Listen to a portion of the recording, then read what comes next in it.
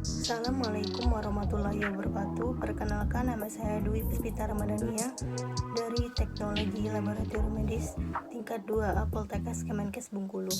Video kali ini saya akan menjelaskan mengenai tugas mata kuliah bisnis dan kewirausahaan. Baiklah, langsung saja saya akan menjelaskan struktur organisasi perusahaan atau PT dari masing-masing jabatan tersebut. Yang pertama yaitu direksi. Tugasnya menentukan usaha atau bisnis yang akan dijalani oleh perusahaan, menentukan kebijakan-kebijakan dan jadwal untuk semua aktivitas perusahaan, memiliki kendali penuh terhadap perusahaan, dan bertanggung jawab langsung atas kemajuan perusahaan. Kedua yaitu direktur utama. Tugasnya mengkoordinasi semua kegiatan di bidang ketenagakerjaan, administrasi, keuangan, dan kesekretariatan perusahaan. Bertanggung jawab untuk mengawasi pengadaan peralatan dan perlengkapan yang diperlukan dalam menjalankan bisnis.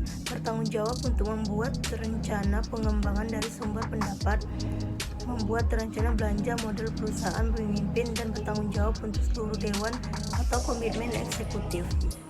Direktur. Tugasnya bertanggung jawab dan bertugas untuk mengkoordinasi semua kegiatan manajer dan menerima laporan secara rutin.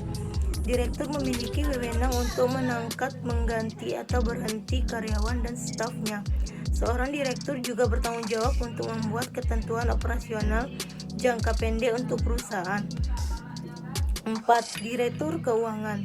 Tugasnya bertanggung jawab untuk mengawasi semua aktivitas keuangan perusahaan, bertanggung jawab atas semua aktivitas yang berkaitan dengan pembiayaan, penetapan prosedur, implementasi, rincian terkait pendanaan, penetapan aturan kerja lapangan untuk memastikan tidak ada bocoran keuangan. 5. Direktur personalia. Bertanggung jawab untuk mengembangkan sistem perencanaan profesional dan bertanggung jawab untuk mengembangkan sistem perencanaan personalia dan pengawasi kebijakan untuk karyawan. Direktur personalia juga memperhatikan kebutuhan administrasi karyawan dan melakukan pelatihan untuk mengembangkan staf administrasi. 6. Manajer.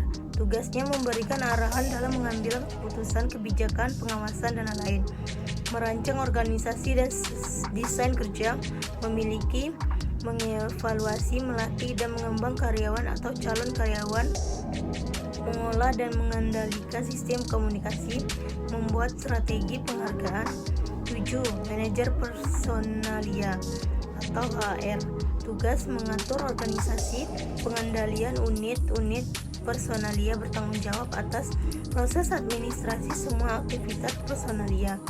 Manajemen personalia juga bertanggung jawab untuk mengurus prosedur perekrutan dengan memilih, memeriksa, mewawancarai, dan membuat sistem penilaian untuk kinerja karyawan.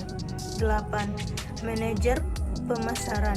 Tugasnya merencanakan dan merancang strategi pemasaran produk yang sesuai dengan tren pasar.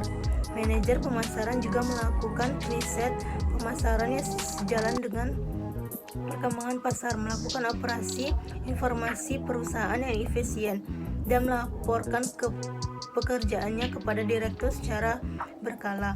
9. Manajer pabrik. Tugasnya bertanggung jawab atas hasil produksi, yaitu mengantisipasi dan mengatasi segala masalah yang berkaitan dengan sektor produksi perusahaan dengan divisi lainnya. Yang menjadi tanggung jawab manajer pabrik yaitu Production Planning and Control atau PPC, pengadaan barang dan produksi. 10.